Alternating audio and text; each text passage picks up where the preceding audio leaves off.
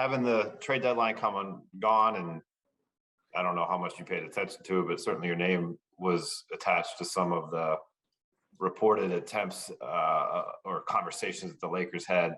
How do you feel about being a Laker today, and what prospects do you see for your team for the rest of the year?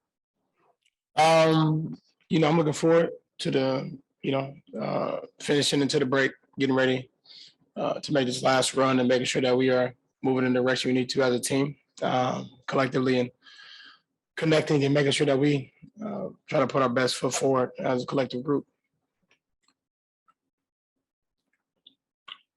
Let's go to Alan.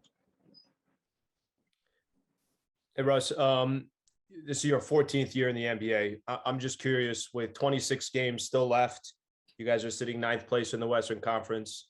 Your message to the team, you've been obviously in the league in a while, seen a lot of ups and downs and so forth. How do you kind of just prepare, I guess you could say, for this final run? Just try to get connected, try to make sure that we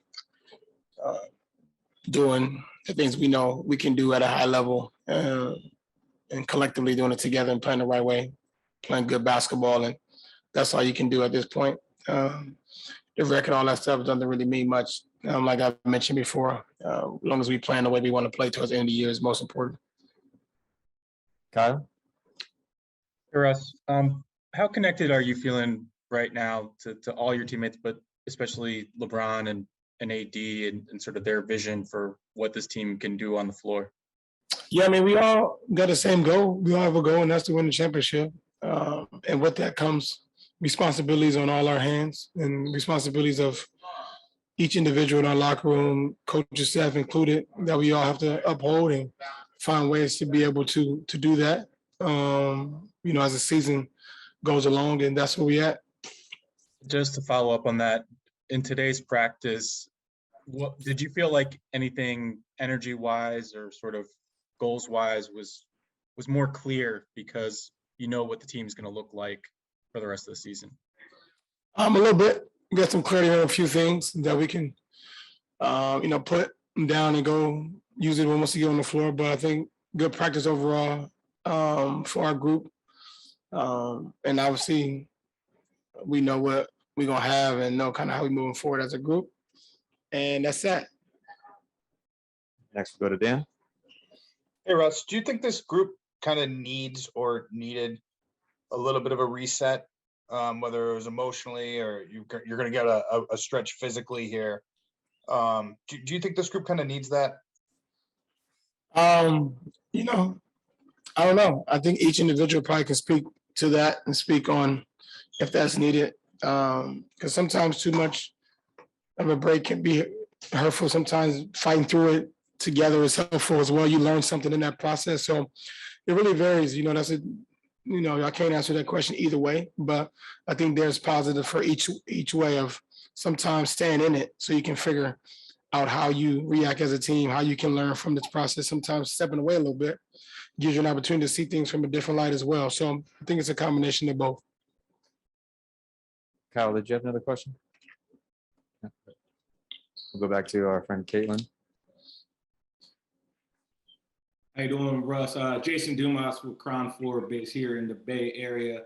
I know you're probably focused on, your group and what you guys are doing this year, but you haven't played the Warriors since opening night. What do you think about what they've been able to do this year and, implementing Clay? I know you guys have had your battles over the years, a lot of them. What do you think the Warriors really have been able to do this year with the implementation of Klay Thompson?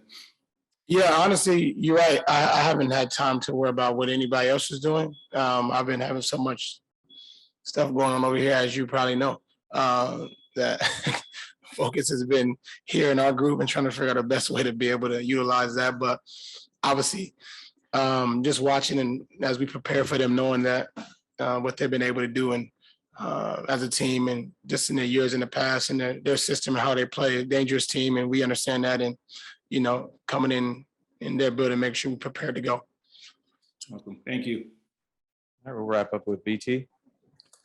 How you doing today, Russ? Great. How are you feeling physically, and do you plan on playing tomorrow after missing your first game? Because one thing we know about you is you will play through everything.